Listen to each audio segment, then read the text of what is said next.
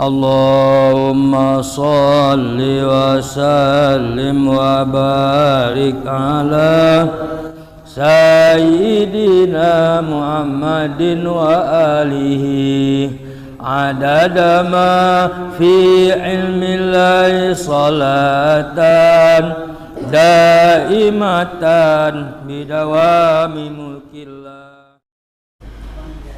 Bismillahirrahmanirrahim. Al-Fatihah ila hadratin Nabiil Mustafa Muhammadin sallallahu alaihi wasallam kafatil anbiya wal mursalin wal qurabati was sahabati wat tabi'in tabi'in bi ihsan ila yaumiddin. Thumma ila arwahi abaina wa ummatina wa jaddatina wa ajdadina wa amamina wa ammatina wa khalatina li masyayikhina wa li asatidzina wa li ma'alimina wa liman lahu haqqun alaina wa liman ahsana ilaina wal jami'il muslimina wal muslimat wal mu'minina wal mu'minat syai'un lillahi lahumul fatihah. A'udzu billahi minasy syaithanir rajim. Bismillahirrahmanirrahim. Alhamdulillahi rabbil alamin arrahmanir rahim maliki yaumiddin iyyaka na'budu wa iyyaka nasta'in ihdinas siratal mustaqim siratal ladzina an'amta 'alaihim ghairil maghdubi 'alaihim waladdallin amin.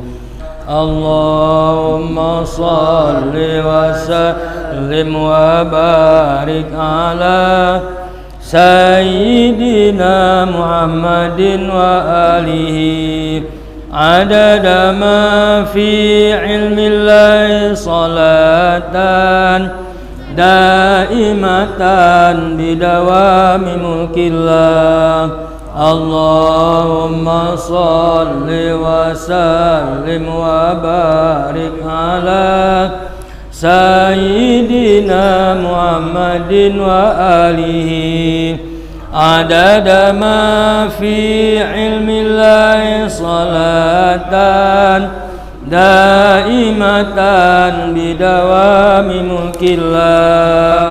Allahumma salli wa sallim wa barik ala Sayyidina Muhammadin wa alihi adada ma fi ilmillahi salatan daimatan bidawami mulkillah. Bismillahirrahmanirrahim. Assalamualaikum warahmatullahi wabarakatuh. Alhamdulillahirabbil alamin wassalatu wassalamu ala asyrafil anbiya wal mursalin wa ala alihi wa sahbihi ajmain, amma ba'du. Faqala ta'ala fi kitabil aziz rabbi auzi'ni an ashkura ni'mataka allati an'amta alayya wa ala walidayya wa an a'mala salihan tardah wa adkhilni bi rahmatika fi ibadika salihin. Subhanaka la ilma lana illa ma 'allamtana innaka antal alimul hakim wa la haula wa la quwwata illa billahil aliyyil azim. Allahumma shalli ala Sayyidina Muhammad wa ala ali Sayyidina Muhammad. Alhamdulillah, pada malam hari ini kita dapat berkumpul kembali dalam rangka melanjutkan majelis taklim mingguan, di mana kemarin sudah kita kaji tauhidnya, tasawufnya dan fikihnya. Oleh karena itu pada malam hari ini kita akan menyambung kembali. Pertama tauhid, yaitu masalah beriman dengan malaikat. Kemarin sudah beriman kepada Allah. Beriman kepada Allah itu pertama kita nak tahu mana makhluk, mana khalik, mana yang Allah, mana yang hamba, mana yang Tuhan. Nah, oleh karena itu beriman dengan Allah itu kita harus tahu dulu siapa Allah itu dan siapa kita. Kita bedakan antara dua itu, siapa khalik, siapa makhluk. Kemudian di situ ada punya kerja, kalau yang kerja yang pekerjaan Tuhan, kehendak Tuhan yang mana, yang kerja kita yang mana, jangan salah kerja. Nah, oleh karena itu kemarin sudah kita bicarakan masalah Allah dan makhluknya, dan siapa dia itu, Allah itu siapa yang sebenarnya. yaitu Allah Subhanahu wa taala itu. Allah Subhanahu wa taala itu, nama Allah itu akal tidak sampai ke situ. Dulu Aristoteles hidup di zaman Nabi Musa alaihissalam, yaitu di negeri Yunani. Yunani itu jauh dari pelosok. Jadi jalan nak ke situ tak ada. Nabi Musa tak ada sampai ke situ. Akan tetapi Aristoteles ini ilmu otaknya sangat pintar, jeniusin orang. Dia akhirnya ketemu dengan siapa yang menciptakan alam semesta. Cuma namanya dia tak tahu. Ketemulah, tahu dia ada yang menciptakan alam ini, sampai ke situ otaknya. Tetapi namanya dia tak tahu. Nabi Muhammad dia tak tahu namanya. Nabi Adam dia tak tahu. Yang bagi tahu Allah lah lewat Al-Quran, lewat Injil, lewat Zabur. Aku ku Allah, nama aku Allahu Rabbus Samawati wal Ard. Sudah turun Quran baru Nabi Muhammad nyebut Allah. Sudah turun Taurat baru Nabi Musa nyebut Allah. Sebelum tu tak ada tahu dah orang. Sebab akal tak ada sampai. Akal manusia ni terbatas. Nah, oleh kerana itu diturunkanlah Al-Quran dan Al-Hadis. Akal itu diperkuat dengan Al-Quran dan Al-Hadis. Maka Aristoteles sampai dulu namanya tidak pernah tahu siapa nama Tuhan tu. Itu. Kemudian adapun tauhid yang kedua, yaitu beriman dengan malaikat. Wa amma manal iman bi malaikatihi. Adapun makna pengertian iman dengan malaikat, bahwa maka yaitu anta taqida anal malaikata ibadullah. Sesungguhnya engkau yakini bahwa malaikat itu hamba Allah juga. Cuman dia tak ada nampak di kita. Cuman dia ada di kita go, tukang catat. Dan malaikat itu tidak ada jantannya, tidak ada betina. Dalam Quran disebut diancam Tuhan. Siapa nyebut malaikat betina, itu ancamannya ada. Zaman dulu Yahudi dengan Nasrani itu menganggap ada malaikat itu betina tu dia. Nah, kemudian ditolaklah oleh Quran. Malaikat itu tidak ada yang perempuan dan tidak ada yang laki-laki. Malaikat itu ibadullah, hamba Allah juga. Tahu seluruh bahasa. Bahasa Inggris tahu, bahasa Jepang tahu, bahasa Jambi asli tahu. Itu malaikat. Malaikat tidak bisa ditipu dengan bahasa.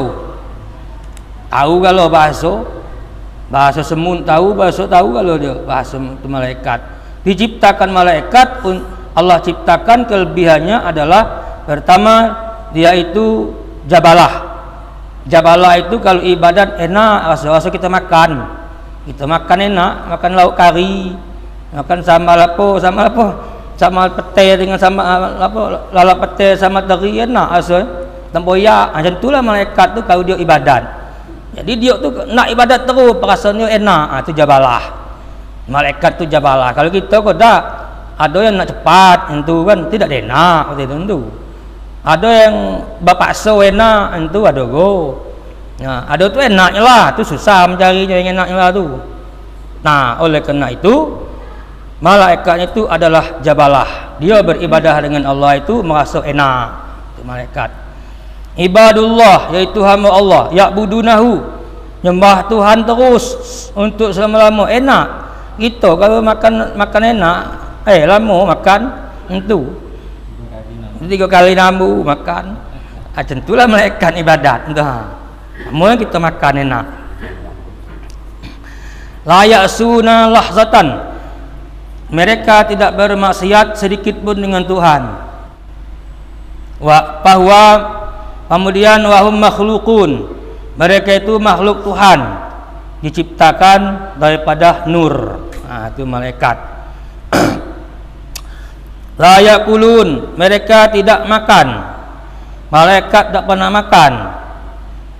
Kemudian wala yashrabun, dan tidak pernah minum. Makan dak, minum dak. Dia bersih. Kita kok makan segala masuk dalam perut, minum segala masuk. Elok pun ada orang katanya Tuhan dalam diri dia. Nah, sudah. Itu ada. Meski ini masih banyak pengakuan apa aliran-aliran itu. Ngapa? Menganggap Tuhan ada di dalam diri dia. Nah, jadi salah benar itu manunggaling kaula Gusti atau wahdatul wujud yang menganggap Tuhan ada dalam diri dia. Nah, jadi inilah yang disebut dengan akidah Ziyah. Akidah Ziyah itu akidah yang sesat. Nah, ini akidah ini sudah banyak bahwa dia dah hendak lagi semayang. Ini dia menganggap apa semayang, gitulah nyambung kontak dengan Tuhan gitu dia. Nah, ini adalah manunggaling kaula Gusti atau wahdatul wujud yang menganggap Tuhan ada di dalam diri dia. Dulu ada siapa? Seorang siapa namanya itu seorang waliullah, dia ni manunggaling kaula Gusti. Lunak dalam gua, dia menganggap Tuhan ada dalam dirinya. Datanglah seorang raja nyemput, ya Tuhan apa tidak? Bahwa raja nyemput ada penting, dak siko ikut Tuhan yang ada tu. Baliklah anu penggawa tadi ngelapo ke raja. Kalau macam tu jangan panggil panggil Tuhan tu. Datang lagi penggawa, ya Tuhan, ya Allah, raja manggil. Dak ada Allah siko ke lah pula kan oge. Balik lagi penggawa. Akhirnya raja udahlah kalau macam tu, ke sana lagi bawa pasukan, tangkap dia tu, kurung dia bawa tu.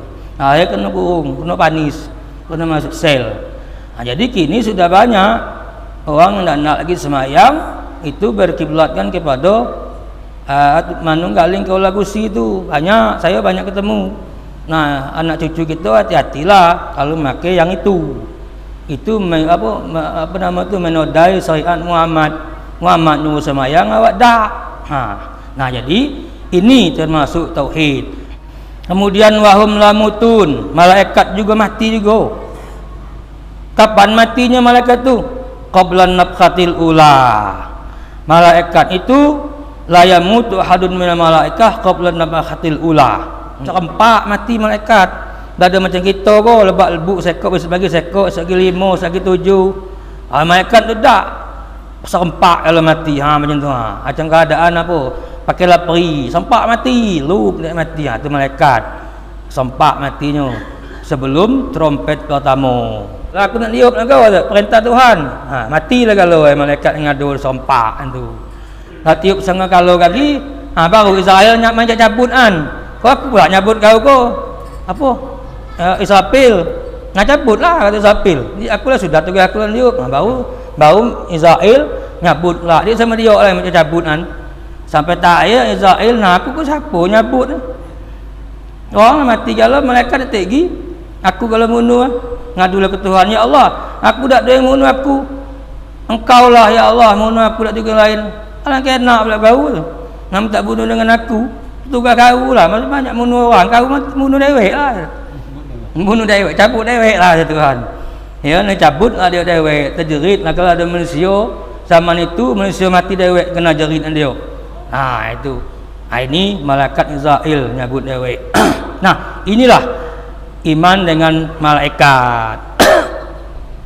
Habis tu.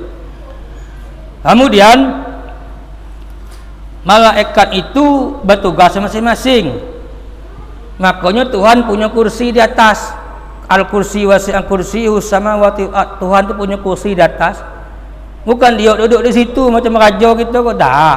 Itu perlambang King of the King. Malikul mulki.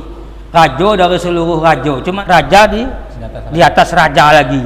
Malikul mulki itu. Maka di bawah ini malaikat bertugas segala-gala. Ada yang tugas rezeki. Gampang lah mencari tugas, ingat tugas malaikat tu. Awak dah sengaja basinglah nak berjalan ke umur darat tu. Pergi sungai. Tiba tu toman besar. Dapat. Dia tak kering di situ. Dapat 5 kilo toman. Awak tadi kena giring malaikat. Tuhan rezeki dia toman besar. Dia suruh berjalan giring ke sana. Tu tugas malaikat. Rezeki itu macam tu. Jadi malaikat itu tugasnya berbagai yang diemban tugasnya daripada Allah Ta'ala. Ini tugas malaikat. Malaikat balak macam go. Dia cari ko bakalan jatuh air. Tenggelam mental. Dah tu masuk rumah sakit. Hidup lah. dolaan kau pergi malaikatnya tiba situ gitu. Tu giring sama malaikat lain kata tepi tebing tu turun. Tulisannya macam tu. Nah, inilah tugas malaikat. Baik tugas malaikat bala maupun tugas malaikat rezeki. Ini malaikat. Kemudian wa amma maknal imani bi kutubih. Adapun pengertian beriman dengan kitab-kitab. Bahwa anta taqida anna jami'an ma anzalallahu ta'ala minal kutub, bahwa engkau meyakini seluruh yang diturunkan Allah itu kalamullahil qadim, yaitu kalam Allah yang qadim. Ghairu makhluk, bukan makhluk. Quran itu tidak boleh kita katakan makhluk Tuhan. Quran itu adalah kalamun ilahi, kalamullah atau kalam ilahi. Ahli sunnah tidak boleh mengatakan Quran itu makhluk Tuhan. Memang dibuat orangnya lah, dibuat orang, dicetak banyak-banyak. Cuman tidak boleh kita nyebutnya makhluk, orang aja. Dalam itu adalah cakap Tuhan. Kalau kita nyebutnya makhluk, dia itu makhluk. Orang buatnya pakai apa? Pakai percetakan. Iyonya lah. Cuma orang aja nyebut makhluk. Dalam itu adalah cakap Tuhan, kalamullah. Jadi nyebutnya macam mana? Al-Quran lah. Jangan sebut makhluk lagi. Biarpun orang buatnya. Itu ahli sunnah. Kalau nak nurut ahli sunnah, turutlah patokan ahli sunnah. Habis tu. Kemudian kitab itu galanya 4. Pertama Taurat. Taurat itu diturunkan kepada Nabi Musa alaihissalam. Wal Injil. Taurat itu macam Quran lah, lengkap. Ada cara ibadah. Jadi seluruh nabi itu cara ibadahnya beda-beda. Nabi Adam pasang niat, asal niat sudahlah Nabi Adam. Mukanya niat semayang kita kok lengkap. Nabi 25 tu ada galau ada siko. Sholli fardhul maghribi Allahu akbar Adam. Anu. Nabi Adam tu semayang asal berniat sudah itu. Lepas tu Nabi Sulaiman tegak terus itu. Ada yang sujud. Saya 25 itu ada lah galau semayang kita tu. Tak boleh lagi kita makan seko-seko. Itulah dalam hidup zaman Muhammad. Kodak tu hidup sehari tu untuk. Kodak tu hidup zaman Nabi Adam. Ini masa niat alah dah semayang. Jadi di mana tamilang tercacak, di situlah tanaman tumbuh. Kita umat Muhammad ikutlah semayang. Kemudian wal Injil. Dan keduanya kitab Injil. Injil ini cuman sekedar Injil sama dengan Taurat kepada Nabi Isa alaihissalam. Kemudian wa Zabur. Dan ketiganya kitab Zabur. Ada orang nyebutnya Mazmur. Zabur ini cuman sinandung puja-pujian kepada Allah. Nabi Daud terkenal suaranya paling elok sekali. Kapan dia nak melantunkan Zabur dengan apanya suaranya yang indah, maka ikan-ikan yang ada di laut naik, semut-semut keliling, burung-burung turun ke bawah, wayo ikan naik kalau ke atas, ular-ular dengar kalau binatang-binatang keenaan mendengar Nabi Daud melantunkan Zabur. Wal Furqan, dan keempatnya adalah Al-Quran. Nah, ini adalah kitab cuman sekok yang sampai ke dunia kiamat dipelihara Tuhan itu Furqan, Quran. Yang lainnya itu sudah kadaluarsa, sudah disalin dalam Quran. Siapa nak ngaji Taurat, dalam Quran enggak kenanya. Siapa nak ngaji Injil, sudah ada dalam Quran. Siapa nak ngaji Zabur, sudah ada dalam Quran, lengkap. Itu. Wa ghairiha, dan selain daripadanya ada juga namanya malaikat nabi itu dapat suhuf. Kalau kitab kau macam kau malam-malam. Kalau suhuf tu kalau kitab macam kau buku berjilid, kitab 4 ekor tu Taurat, Injil, Zabur, Quran tu macam kau kitab. Kalau suhuf main lembaran sekok-sekok, selembar 2 lembar itu. Ada yang nama suhuf. Siapa nama suhuf? Yang nama suhuf itu yaitu pertama sekali itu Nabi Adam. Nabi Adam dapat 10 lembar, 10 suhuf, 10 ekor, 10 lembar. Bercel. Kemudian anak Nabi Adam, Nabi Sis dapat 50 lembar, 50 suhuf, 50 lembar. 50 lembar, 50 halaman. Kemudian Nabi Idris dapat 30 suhuf. Nabi Ibrahim dapat 10 suhuf. Yang dapat suhuf Pertama Nabi Adam, anaknya Nabi Sis, Nabi Idris, Nabi Ibrahim. Tuh. Yang dapat suhuf 4 orang, yang dapat apa kitab juga 4 orang. Itu. Nabi Musa di sini disebutkan Nabi Adam 10, Nabi Sis 50, Nabi Idris 30, Nabi Ibrahim 10. Asalnya Nabi Musa ada juga. Nabi Musa ke 2. Suhub Nabi Musa juga dia naimo, kemudian kitab juga dia naimo itu. Nah, inilah yang dinamakan kitabullah atau kalamullah itu. Wa kalamullahil qadim ghairu makhluk. Kalam Allah itu bukan makhluk. Ahli sunnah tak boleh ngatain makhluk. Sebutkan Al-Qur'an. Dah. Habis tu. Nah, habis masalah malaikat dengan kitab. Nah, sekarang kita masuk ngaji lagi tasawuf. Jadi dikit-dikit tauhid dikit, kemudian bisa dipegang. Kemudian di sini disebutkan tasawuf bahwa falamma istakmal ilma wal ma'rifah, kata Imam Ghazali. Sudah nonton ilmu? Sudah. Ilmu apa? Ilmu tauhid sudah, ilmu fikih sudah, ilmu Quran adalah dikit-dikit, ilmu hadis sudah. Wal ma'rifah, kemudian sudah mengenal Allah, dipraktekkan dalam kehidupan. Bil faraidi, dengan mengerjakan semua kewajiban, baik kewajiban berupa salat, zakat, haji dan lain-lain. Imba'asa, seseorang itu tergeraklah hatinya, ilmunya sudah ada, tergeraklah hatinya, liyak khuza bil ibadati, supaya dia kepengen nak ibadat. Lah ada ilmu baru pengen ibadat. Tentu kita tengok orang belajar buat perahu pengen rasanya buat perahu tentu. Kata makan apa model tu enak, pengen rasanya buat. Tak makan tekwan tu enak, tak rasa ilmunya, pembuatnya tahu model tu pakai tu. Lah tahu baru tergerak hati kita kepengen nak muat. Jadi muat itu harus tahu ilmu dulu. Imba'asah, maka seseorang itu terangsang maksud gitu untuk beribadah, semangat untuk beribadah. Wa yastaghila biha, dan sibuklah beribadat. Panazara, maka dia berfikir sedang ibadat itu. Baizan huwa sahibu jinayat wa zunub, rupanya dia ni banyak dosa. Tentu ada bunuh orang, ada dosa itu. Nah, macam mana caranya? Wa zahalul aksari minan nas, inilah yang banyak terjadi di kita ni. Nak ibadat dosa kita ada, lah jelas ada dosa kita. Jadi macam mana caranya tu? Fayaqul, maka seseorang harus mengucapkan di dalam dirinya, kaifa uqbilu al ibadah, macam mana aku nak ibadat? Wa ana musirun al maksiyah, sedangkan saya secara terus menerus berbuat maksiat.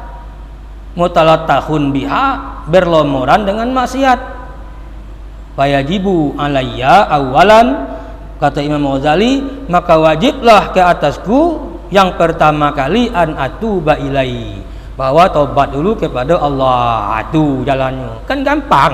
Sebesar apa pun dosa, taubat. Ada cara. Yaghfirli dzunubi, supaya ya Allah bisa mengampuni dosaku.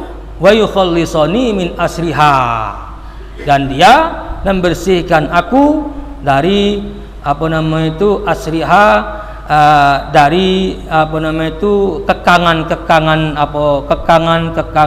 maksiat itu.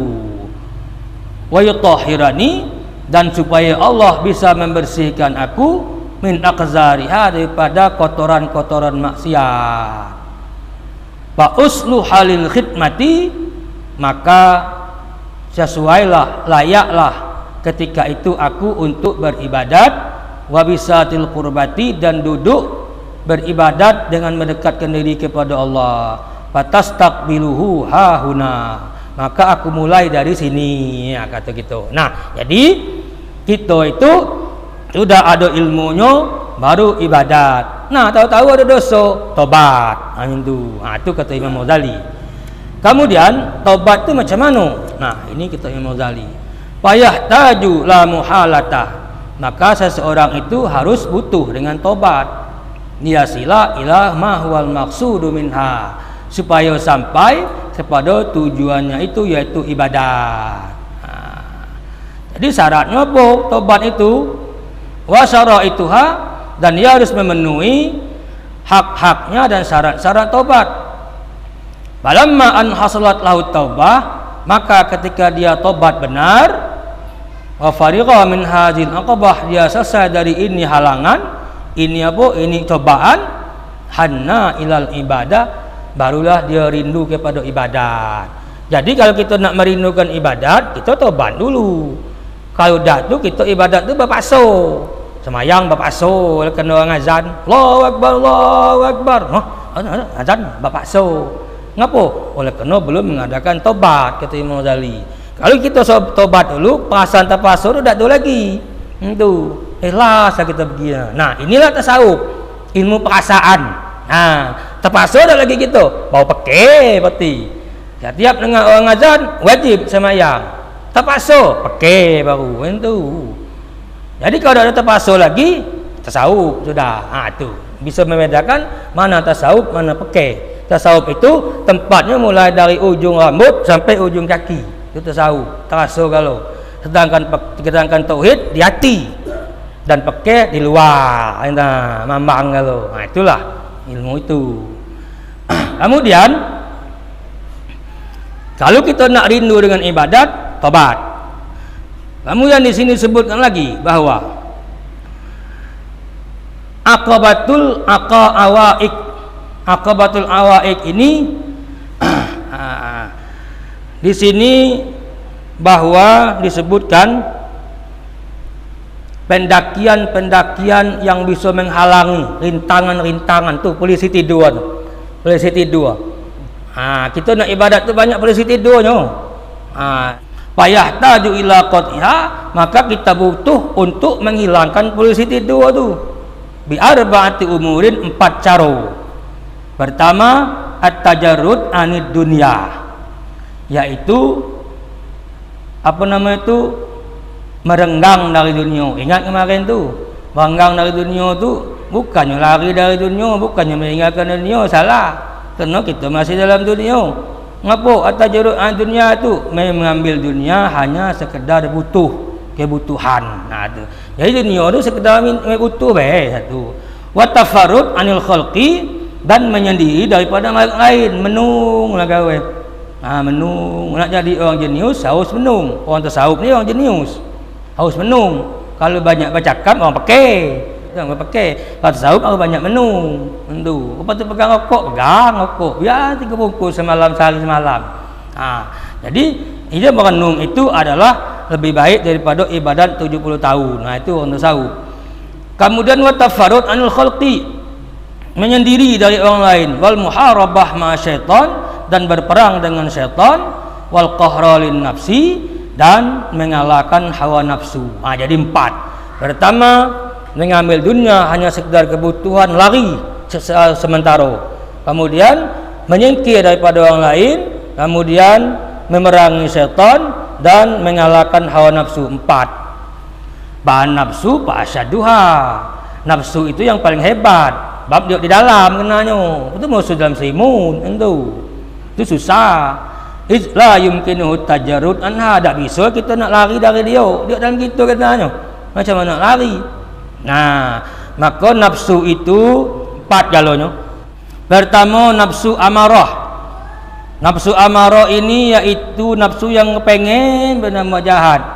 Tak boleh lah tengok orang dikit. Tak boleh tengok orang tengok yang elok dikit lah. Tak boleh tengok apa nak bertinju. Itu nafsu amarah namanya. Ini nafsu amarah ini nafsu yang paling hebat sekali. Ada kalau kita punya, siapa tidak ada punya. Cuman bisa tertahan. Ada yang pakai kenop nahannya, ada yang tidak. Itu nafsu amarah. Kemudian yang kedua adalah nafsu lawamah. Nafsu lawamah ini berperang terus dengan nafsu. Cuman menang terus. Itu nafsu lawamah. Dia masih berperang dengan nafsu. Cuman menang terus nafsu lawamah. Lawamah dalam Quran apa? Itu ada dalam Quran. La uqsimu bin nafsil lawamah. Kemudian yang ketiga nafsu mulhimah. Maksud nafsu mulhimah ini dia dibagi tahu Tuhan, ko sombong, ko ujub, ko takabur, tahu dibagi tahu Tuhan, itu enak. Itu nafsu mulhimah namanya yang ketiga.